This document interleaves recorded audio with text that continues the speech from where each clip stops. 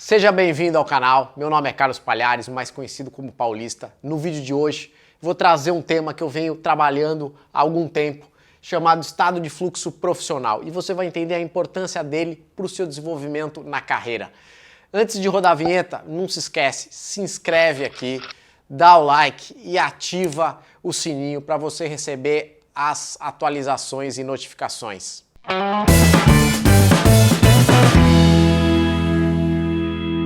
Eu não sei se você se deu conta, mas eu disse que o meu nome é Carlos Palhares, conhecido como Paulista. Esse apelido eu ganhei porque eu nasci em São Paulo, vivi lá 14 anos da minha vida, acabei vindo para cá com meu pai, com a minha mãe e os meus irmãos. Quando eu ingressei no colégio, gentilmente recebi esse apelido. Tive um colega de colégio que fez a mesma faculdade que eu, então o apelido acabou sendo levado para a universidade também. Da universidade ganhou, obviamente, o campo profissional. E o fato é que hoje é muito difícil dissociar de mim. Tem alguns clientes, tem alguns profissionais que muitas vezes não se lembram do meu nome, mas se lembram do meu apelido e vice-versa. Quando a gente fala de estado de fluxo profissional, é importante a gente ter em mente que o estado não é o que você é, e sim o que você está naquele momento. Bom, falando dos estados de fluxo profissional, vamos começar com o primeiro aqui. O primeiro eu chamo de nadador. E aí vale muito a pena a gente trazer um exemplo do nadador para a gente entender um pouquinho das características de quem está nesse estado de fluxo. Michael Phelps, todo mundo sabe, é o maior nadador dos últimos tempos. Muitos dos seus recordes não foram batidos ainda. E ele tem algumas características que vale a gente salientar para entender um pouquinho desse perfil. Ele, aos 13 anos de idade, resolve, juntamente com o seu técnico, escrever então os seus sonhos, as suas metas e colocar na geladeira, para que todos os dias de manhã, quando acordasse, ele olhasse para a geladeira e se lembrasse de qual é a sua meta. Aos 13 anos de idade, ele registra então, quero estar numa Olimpíada. Aos 15 anos de idade, ele muda um pouco esse sonho, quero mudar a natação mundial e quero ver essa mudança, obviamente através dele, no canal de TV ESPN. E aos 21 anos de idade, ele registra, quero ser o melhor de todos os tempos. Não sei se você sabe, mas Michael Phelps tinha uma rotina surreal, realmente de alguém que quer pegar a sua experiência e tem muito foco e quer se tornar o expert dos experts. Ele conta que, enquanto seus concorrentes treinavam de segunda a sábado, ele treinava de segunda a domingo. Qual era a vantagem disso? Ele tinha 52 dias a mais do que os seus concorrentes ao longo do ano. Isso ele só falhou pouquíssimas vezes ao longo da sua carreira. Uma, ele conta que foi quando ele foi tirar o siso, e se não me falha a memória, as outras duas, ele diz que foi em função de nevascas, que ele não conseguiu sair de casa. Então, qual é a característica básica desse perfil? É alguém que vive no 220. Que trabalha 24/7, que está sempre querendo se superar, que não liga muito para os outros no sentido de superação, a superação é consigo mesmo, diferente de um profissional e de um atleta de alta performance que tem a consciência que a sua carreira é limitada porque o corpo não aguenta viver no 220, os profissionais aqui, muitos acabam ao longo da sua jornada se ficarem muito presentes nesse estado, apresentando problemas de saúde, seja insônia, seja dor na coluna e por aí vai, N problemas. Então esse é o detalhe e o alerta que a gente tem que ter, porém não dá para negar que profissionais que navegam muito nesse estado têm entregas de altíssimo nível e conseguem sim se despontar na carreira. O segundo estado que eu quero trazer para vocês, eu chamo de mergulhador. Também tem entregas de alta performance. A diferença é que enquanto o nadador é no 220, o mergulhador ele alterna.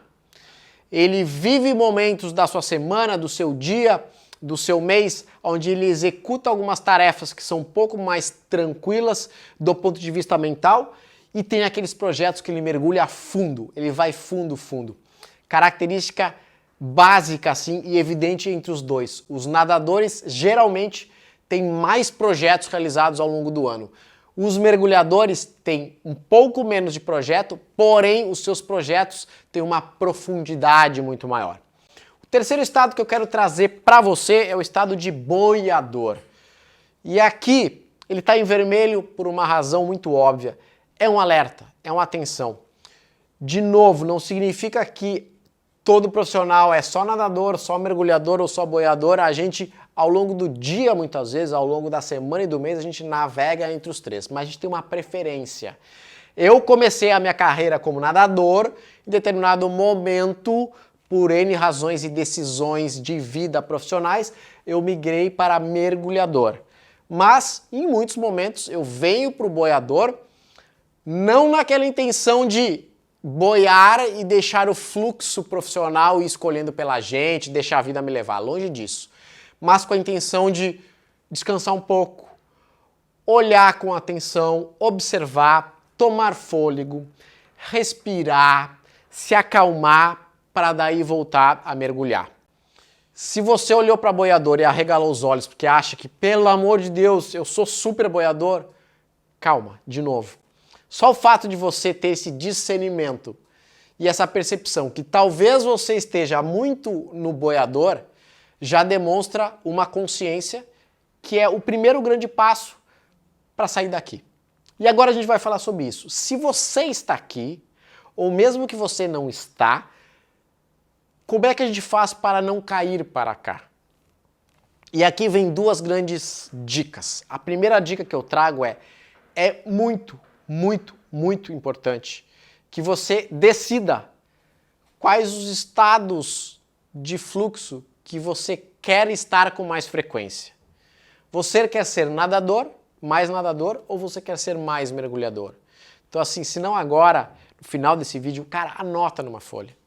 E de novo, não tem certo e errado, é a sua verdade, com a sua essência, muitas vezes com o seu momento. Como eu disse, eu nasci num, migrei para o outro, conheço gente que é nadador e vai ser eternamente nadador e tá tudo certo, tendo cuidado desse ponto de atenção, talvez tenha que vir com mais constância para o estado boiador, para não detonar tanto o corpo, enfim, mas dá para ser. Agora, a grande dica de fato é você pegar uma folha e escrever qual é o seu objetivo profissional e depois de escrever o seu objetivo profissional, que você coloque uma vírgula, escreva o porquê dele. É exatamente esse porquê que vai fazer com que você tenha consciência se o teu objetivo não está exageradamente emocional, né? Se ele é possível de ser feito, se não é possível de ser feito. Dando exemplo do Michael Phelps. De repente, ele tinha já um sonho de querer ser o melhor de todos os tempos. Mas, cara, isso é muito grandioso, né? Se ele escreve isso e ele vai atrás do porquê dele, porque eu quero ser lembrado e tal, ele vai pro racional e ele se dá conta, não, mas eu tenho que ter algumas etapas anteriores, né? E aí o fato de, sim, o primeiro grande passo é estar numa Olimpíada, faz sentido. A carreira toda, ela está centrada em comunicação. Eu trabalhei uma grande parte no começo da minha carreira em agência de comunicação externa, agência de propaganda, e os últimos 20 anos ela está focada em endomarketing. Então eu fui sócio de uma das maiores agências do país de endomarketing nos últimos 19 anos. Quando eu ingressei nessa agência, eu ingressei como redator. E ali eu me lembro como se fosse hoje. Eu peguei uma folha e escrevi, é uma pena que eu não tenho mais essa folha comigo. Escrevi, o meu objetivo profissional é me tornar o maior redator de endomarketing do Brasil. E aí eu coloquei uma vírgula nisso. Por quê?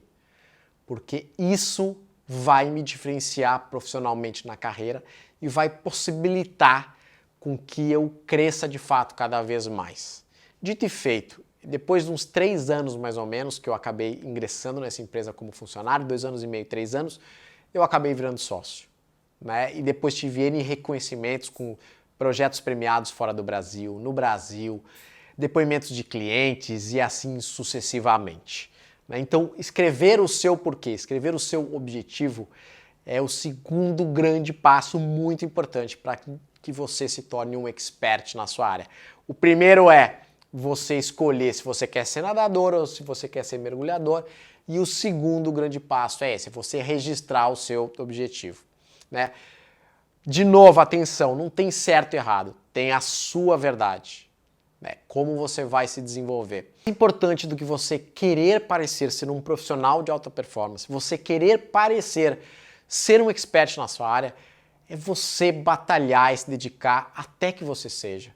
Então aproveita esse conteúdo que você teve hoje, cara, coloca em prática, bota para rodar que você vai chegar lá. Cara, se você gostou do vídeo, de novo, assina o canal, dá um like, ativa o sininho. Semanalmente eu vou estar trazendo novos conteúdos. Eu sou um cara apaixonado por gente, por estratégia.